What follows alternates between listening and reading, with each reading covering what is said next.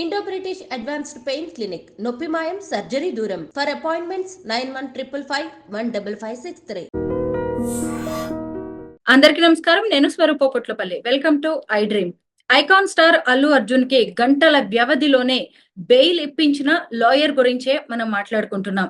కానీ సంధ్యా థియేటర్ ఘటన, మానవ హక్కుల ఉల్లంఘన, పోలీసుల భద్రతా వైఫల్యం, అలాగే అల్లు అర్జున్ అత్యుత్సాహం, ఇలా అనేక అంశాల మీద జాతీయ మానవ హక్కుల కమిషన్ కు కంప్లైంట్ చేసిన అడ్వకేట్ రామారావు గారు ఆయన నాతో పాటు భద్రతా వైఫల్యం, అలాగే అల్లు అర్జున్ అత్యుత్సాహం, ఇలా అనేక అంశాల మీద జాతీయ మానవ హక్కుల కమిషన్ కు కంప్లైంట్ చేసిన అడ్వకేట్ రామారావు గారు ఆయన నాతో పాటు ఉన్నారు. ఆయనతో మాట్లాడి అనేక విషయాలు తెలుసుకుందాం. సార్ నమస్తే.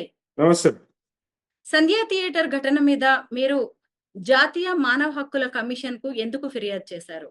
ఇప్పుడు సెలబ్రిటీ పేరుతో లేకుంటే నానా హంగామా చేసి ఒక వ్యక్తి మృతికి కారణమైన అల్లు అర్జున్ మీద చర్యలు తీసుకోవాలి. అదేవిధంగా అత్యుత్సాహం చూపించిన పోలీసుల మీద మీరు చర్యలు తీసుకోవాలి. సంధ్యా థియేటర్ యాజమాన్యం ఇప్పుడు ఫ్యాన్స్ అసోసియేషన్ పేరుతో అక్కడ ఒక ఈవెంట్ ని వాళ్ళు జరిపింది. ఆ రోజు ఈవెంట్ కు అనుమతి, ఎటువంటి అనుమతి, ముందస్తు అనుమతి అనేది వాళ్ళు తీసుకోలేదు. ఇప్పుడు మనం సిటీ పోలీస్ యాక్ట్ కింద ఏదైనా ఈవెంట్ చిన్న ఒక 100 మెంబర్స్ 10 నుండి ఎక్కువ వందల సంఖ్యలో కానీ ఇదైతే వేల సంఖ్యలో వచ్చింది, మీరు చూడవచ్చు. అయితే ఇంతమంది జమ అవుతున్నారు. అదేవిధంగా పెద్ద పెద్ద ట్రస్సులు, లైట్స్, పెద్ద పెద్ద ఎక్విప్మెంట్, అవన్నీ డీజే ఎక్విప్మెంట్ అవన్నీ ఏర్పాటు చేయడం జరిగింది.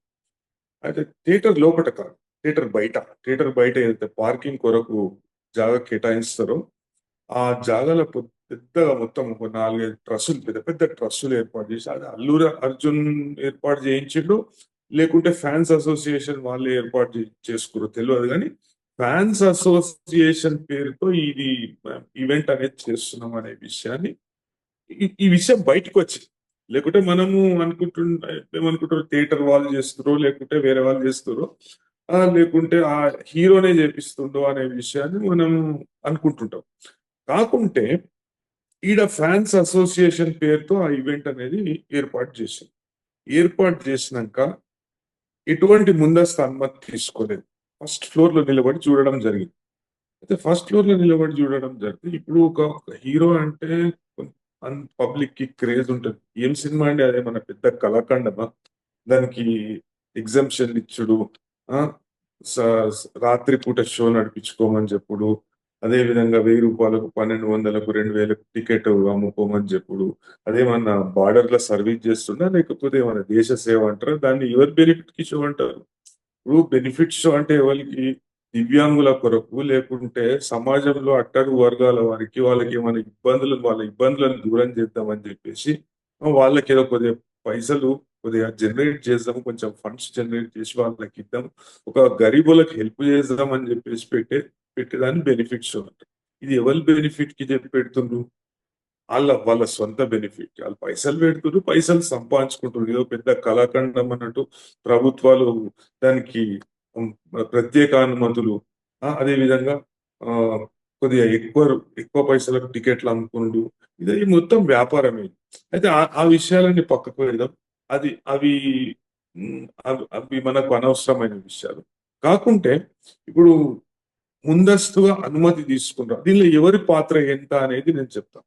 ముందస్తు అల్లు అర్జున్ మీద 2 మేజర్ సెక్షన్స్ లో కేసు పెట్టి, ఒకటి 105, ఒకటేమో 105 అంటే నేరపూరిత ఉద్దేశంతో ఒక వ్యక్తి మృతికి కారణం కావడం. అయితే నేరపూరిత ఉద్దేశం లేదనే కారణంగా, వాస్తవానికి లేదు. నేరపూరిత ఉద్దేశం ఎట్లుంటది? ఆమె ఎవరో అల్లు అర్జున్ కి తెలియదు. కాకుంటే నిర్లక్ష్య వైఖరి, అది లిమ్ నంబర్ 2 అని ఉంటుంది దాంట్లో, అదే సెక్షన్ లో. అయితే నిర్లక్ష్య పూరిత ధోరణితో అతను పోయిండు కాబట్టి పరోక్షంగా అతను ఆమె మృతికి కారణమయ్యిండు. ఆ విషయాన్ని కోర్టు గుర్తించేది ఉండే. అయితే గుర్తించారు. అంటే అర్నబ్ గోస్వామి విషయంలో కూడా అదే జరిగింది, షారుఖ్ ఖాన్ విషయంలో కూడా అదే జరిగింది. ఎందుకంటే వీరు సమాజంలో పెద్ద పరపతి ఉన్న వాళ్ళు, లేకుంటే బాగా డబ్బున్న వాళ్ళు, ఫిలిం స్టార్స్, వీళ్ళ విషయంలో కొద్దిగా న్యాయస్థానాలు తొందరగా స్పందిస్తాయి. వాళ్ళకు వాళ్ళకు సంబంధించిన మానవ హక్కులు కానీ వాళ్ళకు సంబంధించిన ఉల్లంఘనలు కానీ న్యాయస్థానాలకు తొందరగా కనబడతాయి అనమాట, వేరే వాళ్ళకి కనబడాయి. అయితే దీనిలో జరిగింది ఏంటంటే అతని నిర్లక్ష్య పూరిత ధోరణి వల్లనే ఆమె మృతి చెంది.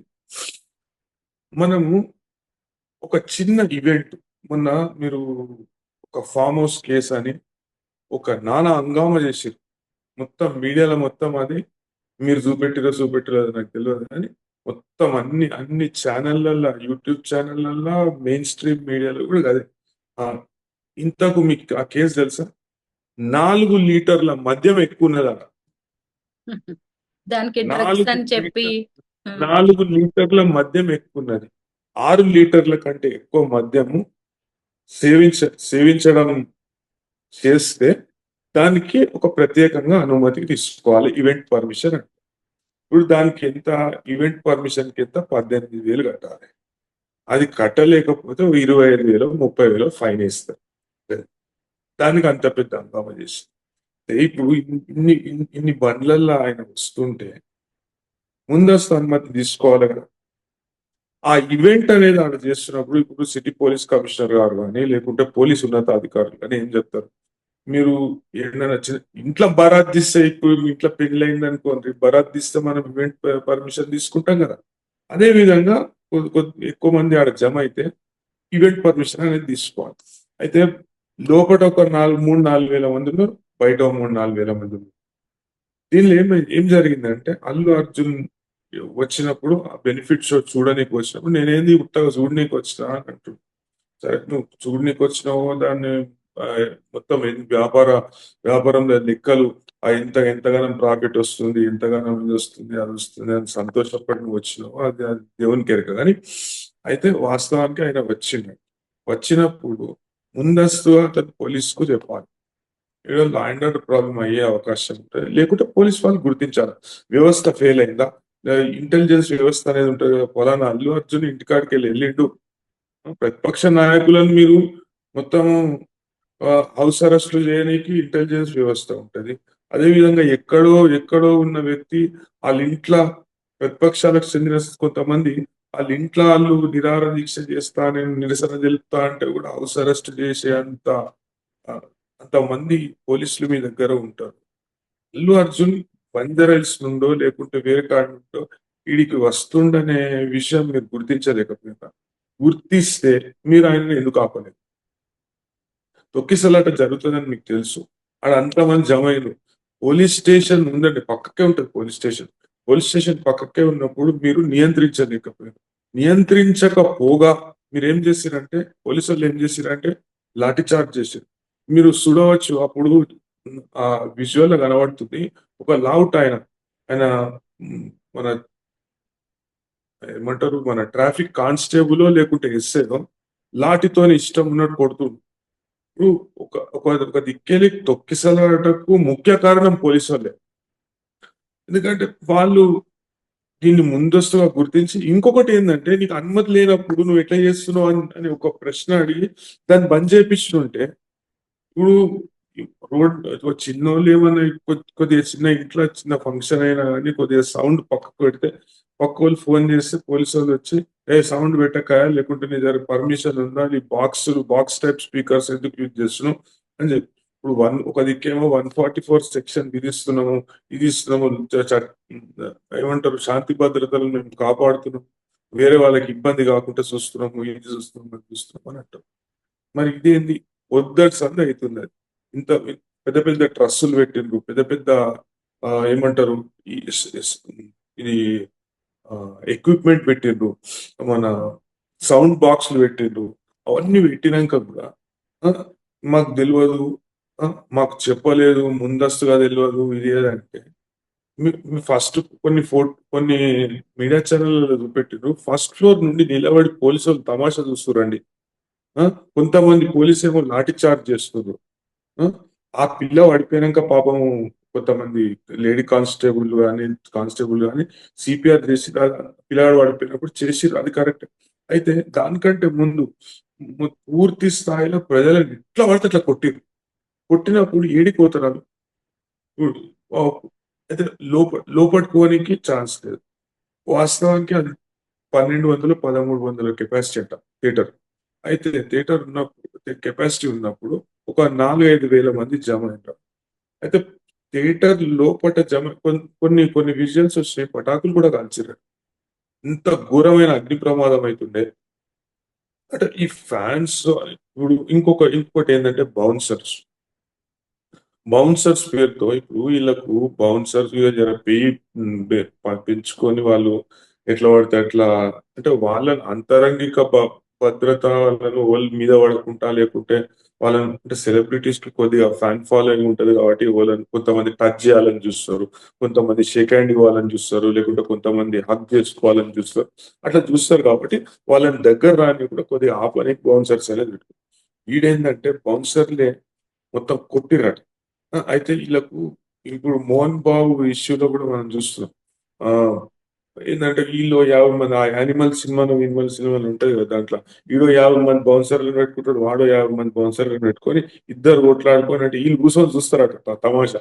ఆ, ఇలా అట్లా అంత షోక్ ఉంటే బౌన్సర్లకు చెప్తున్నా ఈ వృత్తి కాదు, మీరు ఏంటన్నా పోయి మిక్స్డ్ మార్షల్ ఆర్ట్స్, లేకుంటే టైక్వాండో, మళ్ళీ లేకుంటే ఇంకేమైనా martial arts, boxing, kick boxing అట్లాంటివి నేర్చుకొని మీరు ప్రొఫెషనల్ గా కొట్లాడు. ఈడ పబ్లిక్ తోనే కొట్లాడి పబ్లిక్ ని కొడితే ఉమ్, ఒక్కొక్క నీళ్ళు తాగిపిస్తారు మరి పబ్లిక్ అంతా అందరు కలిసి. తెలంగాణలో ఊపుకునేటోళ్ళు ఎవరు లేరు, ఒక్కొక్క నీళ్ళు తాగిపిస్తారు. అయితే ఈ బౌన్సర్ల పేరుతో 50 మంది 60 మంది బౌన్సర్లను వేసుకొని ఒక 10-15 కార్లు వేసుకొని దాంట్లోకి వచ్చి ఆ తొక్కిసలాటకు ప్రధాన కారణం అల్లు అర్జున్.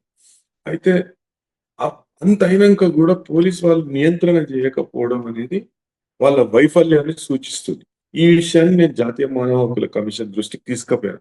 దీనిలో పోలీస్ వాళ్ళ మీద కూడా చర్యలు తీసుకోవాలి, ఒక మృతికి కారణమైన ఈ వ్యక్తుల మీద. అదే విధంగా పోలీస్ వ్యవస్థ మీద దానికి రెస్పాన్సిబుల్ ఎవరైతే లాఠీ చార్జ్ చేసిండ్రో వాళ్ళ మీద, వాళ్ళ దాంట్లో కూడా పాపం కొంతమంది సిపిఆర్ చేసిండ్రు, కొంతమంది సమయానికి స్పందించారు పోలీసు వాళ్ళు. అది నేను కాదంటలేదు, కానీ లాఠీ చార్జ్ చేసిన పోలీసుల మీద మాత్రం చర్యలు తీసుకోవాలని నేను కోరడం జరిగింది. అదేవిధంగా ఇంకొక సెక్షన్ పెట్టిండ్రు 118 అనే సెక్షన్. అది ఇంతకుముందు పాత 307. అయితే దానిలో నేరపూరిత ఉద్దేశం ఉండాలి, ఎవరైనా హత్య చేయడానికి అదే మృతికి కారణం అవుతుంది అనే విషయాన్ని గుర్తించి దాని తర్వాత దాడి చేస్తే ఏదైనా పదునైన ఆయుధంతో కానీ, లేకుంటే పదునైన ఆయుధం అంటే చాకు కానీ గన్ను కానీ కాదు, ఏదైనా మనిషిని చంపగలిగే ఆ, ఆయుధంతో దాడి చేస్తే దాన్ని 118 కింద పరిగణిస్తారు. అయితే అట్లాంటిది ఏం లేదు దాంట్లో కాబట్టి కోర్టు కూడా ఆ విషయాన్ని గుర్తించి ఆ వారికి మధ్యంతర బెయిల్ అనేది ఇవ్వడం జరిగింది. అల్లు అర్జున్ అరెస్ట్ అనేది రేవతి భర్త భాస్కర్ గారు చిక్కడపల్లి పోలీసులకు చేసిన ఫిర్యాదు మేరకు జరిగింది. అయితే ఆయన అరెస్టు, రిమాండ్, జైలుకి పంపించడం, మళ్ళీ జైలు నుంచి రిలీజ్ అవ్వడం, ఇవన్నీ కూడా విత్ ఇన్ అవర్స్ లో జరిగిపోయాయి లాయర్ గారు. ఆ తర్వాత దాని మీద మళ్ళీ చర్చ మొదలైంది. అంటే ఏంటి, డబ్బుంటే ఇంత ఈజీగా బెయిల్ వచ్చేస్తుందా, అది ఇదని. దీనికి సంబంధించి మీరు ఏం క్లారిటీ ఇస్తారు? లేదు, డబ్బుంటే అన్నారు. అంటే ఇప్పుడు వాస్తవానికి కొద్దిగా తొందరగా స్పందించింది కోర్టు. ఎస్. కొద్దిగా నేను ఇప్పటిదాకా చెప్తున్నాను కదా, కొద్దిగా ఇప్పుడు అర్నబ్ గోస్వామి విషయంలో కానీ, షారుఖ్ ఖాన్ విషయంలో కానీ ఇదే విధంగా అందరి విషయంలో కోర్టు సత్వర న్యాయం అనేది చేస్తే మంచిగా ఉంటుందని నా అభిప్రాయం. అయితే దీనిలో ఏంటంటే వాస్తవానికి ఆ పెట్టిన సెక్షన్లు ఆయన మీద వర్తించవు కాబట్టి కోర్టు స్పందించింది. అదేవిధంగా ఎంతో మందికి అన్యాయం జరుగుతుంది. కొంతమంది అయితే షూరిటీ పైసలు లేక అండర్ ట్రయల్ ప్రిజనర్స్ ఎంతో మంది జైళ్లలో మగ్గుతున్నారు. వాళ్ళ విషయంలో కోర్టు సత్వరమే స్పందిస్తే చాలా మంచిది. అది అంటే సమాజానికి ఒక మంచి మెసేజ్ అనేది పాస్ అవుతుంది. అదేవిధంగా కొంతమంది పైసలు ఉండి కూడా సరైన న్యాయ సలహా లేకుంటే సమయానికి న్యాయ సహాయం అందక వాళ్ళు జైళ్లలో మగ్గుతున్నారు. మన దేశంలో ప్రధానంగా అండర్ ట్రయల్ ప్రిజనర్స్ అనేటోళ్ళు ఎన్నో కారణాలు వాళ్ళు సరైన ఇప్పుడు వేరే వేరే రాష్ట్రానికి చెందిన, అంటే మనకు విభిన్నమైన సంస్కృతులు ఉంటాయి మన దగ్గర. ఇది ఒక వేరే వేరే దేశాలకు కాదు, ఒకటే భాష మాట్లాడడం, ఎన్నో భాషలు ఉంటాయి. అదేవిధంగా వేరే రాష్ట్రానికి చెందిన వ్యక్తులు ఈడ ఎందుకు ఉపాధి కారణంగా దేనికన్నా వచ్చి, అదేవిధంగా మన రాష్ట్రంలో ఉన్న వాళ్ళు వేరే రాష్ట్రానికి ఉపాధి కాకపోతే ఏదైనా ఇబ్బంది అయ్యి జైళ్ళల్లో ఉంటే వాళ్ళకు భాష అనేది ఒక ఇబ్బంది అవుతుంది. అదేవిధంగా వాళ్ళకు కొన్ని సమయాలలో బీద స్థితిలో ఉంటారు. అయితే వాళ్ళు కూడా ఇప్పుడు అండర్ ట్రైల్ అనేది ఇప్పుడు ఈ సెలబ్రిటీల విషయంలో కానీ కొద్దిగా ఉన్నతమైన స్థానంలో ఉన్న వ్యక్తులు కానీ వాళ్ళకు సత్వరమే న్యాయం జరుగుతుంది. ఇటువంటి వాళ్ళకు మాత్రం సత్వరంగా న్యాయం జరుగుతలేదు. ఆ విషయం మీద దృష్టి సారించాలని నేను అనుకుంటున్నాను. అదేవిధంగా పోలీస్ వాళ్ళ పాత్ర ఎంత ఉన్నది దీంట్లో అనే విషయాన్ని కూడా గుర్తించాలి. దీనిలో కేవలం సెక్షన్స్ అప్లై కావు అనే విషయాన్ని సత్వరమే గుర్తించింది. అంటే సత్వరమే గుర్తించడానికి కారణం ఏంటి? ఇప్పుడు పెద్ద పెద్ద అడ్వకేట్లను పెట్టుకోవడము, లేకుంటే ఇప్పుడు సత్వరమే పైసలు కూడా ఖర్చు చేయడం. సత్వర న్యాయం కావాలంటే సత్వరంగా పైసలు ఖర్చు పెట్టాలి, లేకుంటే పెద్ద పెద్ద వకీలను పెట్టుకోవాలనే విషయాన్ని ఈ ఈ ఈ సంఘటన ద్వారా మనం చూస్తున్నాం. అయితే లేనోనికి కూడా ఇదే విధంగా సత్వరంగా న్యాయం చేయాలనేది జరగాలనేది నేను కోరుకుంటున్నాను. మీరిచ్చిన కంప్లైంట్ మీద ఎన్హెచ్ఆర్సి రెస్పాండ్ అయితే ఎలాంటి యాక్షన్ ఉండవచ్చు? అటు అల్లు అర్జున్ మీద కావచ్చు, ఇటు పోలీసుల మీద. ఇప్పుడు ప్రాథమికంగా మానవ హక్కుల ఉల్లంఘన జరిగింది. ఈ తొక్కిసలాటకు కారణం పోలీసు వాళ్ళే. అదే విధంగా లాఠీ చార్జ్ కూడా చేశారు. లాఠీ చార్జ్ చేసిన విషయం మనందరికీ తెలుసు. లాఠీ చార్జ్ చేసిన పోలీస్ వాళ్ళ మీద మీరు చర్యలు తీసుకోవాలనే విషయాన్ని నేను ఎన్హెచ్ఆర్సీకి అడగడం జరిగింది. అల్లు అర్జున్ కు సంబంధించి బాధితురాలి భర్త కాంప్రమైజ్ చేసుకుంటాడా, లేకుంటే వాళ్ళ ఇంటికి పోయి ఇల్లు కొద్దిగా డబ్బులు ఇవ్వడం జరుగుతుందా, లేకుంటే ఇదైతుందా అదైతుందా నాకు సంబంధించిన విషయం కాదు. అదేవిధంగా నేను ఇక్కడ మానవ హక్కుల ఉల్లంఘన జరిగింది. ప్రాథమికంగా పోలీసు వాళ్ళు ఎటువంటి అనుమతి లేకుండా జరుగుతున్న ఈవెంట్ను ఆపకుండా తప్పు చేశారు. అదేవిధంగా అతను వచ్చినప్పుడు అతన్ని నియంత్రించకుండా తొక్కిసలాటకు పరోక్షంగా పోలీసు వాళ్ళే కారణమయ్యారు అనే విషయాన్ని నేను చెప్పడం జరిగింది. అయితే దీన్ని పరిగణలోకి తీసుకున్న జాతీయ మానవ హక్కుల కమిషన్ అంటే ప్రయారిటీ ఆర్డర్లో విచారణ జరుగుతుంది జాతీయ మానవ హక్కుల కమిషన్. వాస్తవానికి గత 2 సంవత్సరాలుగా దగ్గర 2 సంవత్సరాలు అవుతుంది మన రాష్ట్ర మానవ హక్కుల కమిషన్ కు చైర్మన్ లేడు. చైర్మన్ అపాయింట్ చేస్తుంది ప్రభుత్వం. దాని విషయమై ఒక ప్రజా ప్రయోజన వాద్యం కూడా మన కోట్ల పెండింగ్ లో ఉన్నది. ఇప్పుడన్నా సత్వరమే గుర్తించి ప్రభుత్వం మానవ హక్కుల కమిషన్ కు ఒక చైర్మన్ ని నియమించాలని నేను మీ ఛానల్ ద్వారా కోరుతున్నాను, ప్రభుత్వాన్ని అభ్యర్థన చేస్తున్నాను. అయితే మన రాష్ట్ర మానవ హక్కుల కమిషన్ కు చైర్మన్ లేని కారణంగా జాతీయ మానవ హక్కుల కమిషన్ కు నేను ఈ అభ్యర్థన చేయడం జరిగింది. జాతీయ మానవ హక్కుల కమిషన్ దీన్ని నంబర్ చేసింది, త్వరలోనే విచారణ చేపడుతుంది. ఎందుకంటే ప్రయారిటీ బేసిస్ మీద ఉంటుంది నంబర్. ఇప్పుడు అన్ని రాష్ట్రాల నుండి ఈ కంప్లైంట్స్ అనేటివి జాతీయ మానవ హక్కుల కమిషన్ వస్తుంటాయి కాబట్టి ప్రయారిటీ బేసిస్ మీద వీటిని విచారణ చేపట్టడం జరుగుతుంది.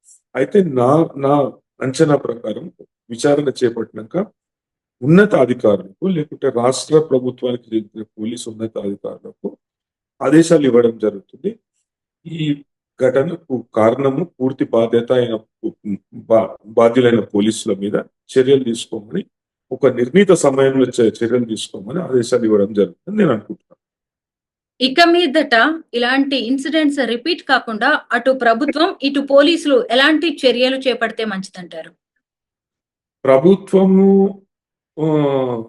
ఇప్పుడు మనం అంటే చేతులు కాలినాక ఆకులు పట్టుకోవడం అట్లాంటి చర్యలు కాకుండా, ఇటువంటి ఘటనలు పునరావృతం కాకుండా ముందస్తుగా ఎటువంటి ఈవెంట్ కానీ ఇప్పుడు ఆయనకు సిటీ అవుట్స్కర్ట్స్ లో ఒక పెద్ద కన్వెన్షన్ హాల్ తీసుకొని దానిలో బెనిఫిట్ షో వేసుకుంటే ఎవరు అభ్యంతరం తెలిపే వాళ్ళు కాదు. పార్కింగ్ కి కూడా మంచిగా ప్లేస్ ఉంటుండే. అదేవిధంగా ఆయన మధ్యలో కూర్చొని, లేకుంటే సినిమా బృందం మొత్తము మైత్రి మూవీ మేకర్స్ వాళ్ళు మొత్తం సినిమా బృందం మొత్తం ఆడ కూర్చొని సినిమా చూసే వీలు అనేది ఉంటుంది. అట్లా కాకుండా నేను 20 సంవత్సరాల నుంచి చూస్తున్నా. 20 సంవత్సరాల నుండి నువ్వు అంతనే ఉన్నావా? ఆ? నువ్వు పెద్ద కాలే అయినావు కదా. 20 సంవత్సరాల నుండి నువ్వు అంతనే లేవు. అదే విధంగా సిటీ కూడా పెద్దగా అయింది. అంటే జనాభా ఎక్కువైంది. జనాభా ఎక్కువైపోయింది. ఆ సవలతులు అనేటివి సరిపోవు. ఆ విషయాన్ని గుర్తించి నువ్వు మొత్తం మై కరే తో చమత్కార్ తూ కరే తో బలత్కార్ అన్నట్టు కాదు. నువ్వు ఆ విషయాన్ని గుర్తించి ఏదో కన్వెన్షన్ హాల్లో లేకుంటే ముందస్తు అనుమతి తీసుకొని పరిమితమైన మెంబర్స్ తో నేను వస్తున్నా అంటే పోలీసు వాళ్ళు కూడా ఏర్పాట్లు చేసేవాళ్ళేమో. లేకుంటే ఇంతమంది ఫ్యాన్స్ అసోసియేషన్ ఇంతమంది ఉండాలి అనే విషయాన్ని వాళ్ళకు చెప్పి అదే విధంగా ముందస్తు అనుమతి తీసుకుంటే తగిన ఏర్పాట్లు అనేటివి చేస్తుండే. ఒక దిక్కేమో యాజమాన్యం అంటే మీకు ఉత్త పైసలే కావాలి, వ్యాపారం కావాలి, ప్రజల భద్రత అనేది మీకు పట్టి ఉండదు. అయితే నేను ఒకటే చెప్తున్నా, ప్రభుత్వాలు ఈ విషయాన్ని గుర్తించి ముందస్తు అనుమతి లేకుండా ఇటువంటి బెనిఫిట్ షోలకు కానీ ఎటువంటి ఈవెంట్స్ కు కానీ పర్మిషన్ ఇవ్వద్దు. అంటే కొనసాగనియదు. ఒకవేళ జరుగుతున్నట్టయితే వెంటనే గుర్తించి, ఇప్పుడు గుర్తించకుండా దీన్ని ప్రోత్సహిస్తున్న పోలీస్ అధికారుల మీద ప్రభుత్వం ముందుగా చర్య తీసుకోవాలి. ఇంకొకటి దీనికి ఒక చట్టం తీసుకురావాలి. చట్టం తీసుకొచ్చి ఇట్లా ముందస్తు అనుమతి లేకుండా ఇట్లాంటివి చేస్తే కఠిన చర్యలు మేము తీసుకుంటాం అనే విషయాన్ని ప్రజలకు తీసుకపోతేనే ఇటువంటి ఘటనలు పునరావృతం కాకుండా ఉంటాయని నా అభిప్రాయం. ప్రజా ప్రయోజనాన్ని దృష్టిలో పెట్టుకుని మీరు తీసుకున్న స్టెప్ ఖచ్చితంగా అభినందనీయం. థ్యాంక్ యూ లాయర్ గారు. నమస్తే.